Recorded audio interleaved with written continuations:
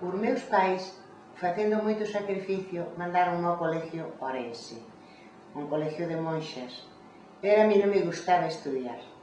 Entonces, para estar eu ali sacrificando aos pobrecitos, eu collín e viñenme. Pero despois mandaron a coser a San Juan de Río, e iba parar onde a tía de Río a Domecelle. E ali, pois, debín botar como ano e medio aprendendo a coser.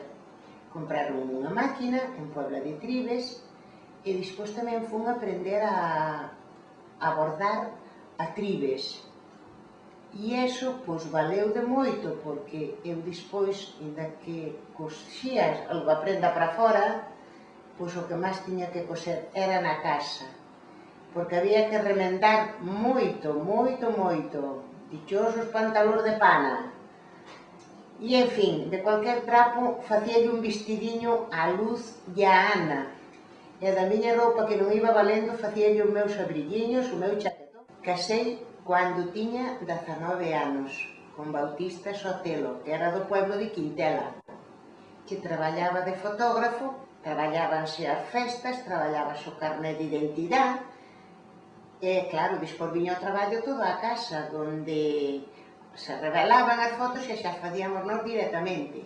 E o cual a auga para lavar as fotos apañaba da fonte vella, que me faltaba de apañar cubos de auga para subir por aquelas escaleiras.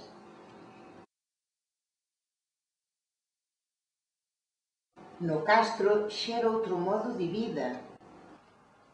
Eu nunca pensei en marcharme a outros mundos, porque encontrei un sitio aquí no Castro que traballando eu tamén sacaba a miña familia adiante e fixen o meu duriño. Non me queixo.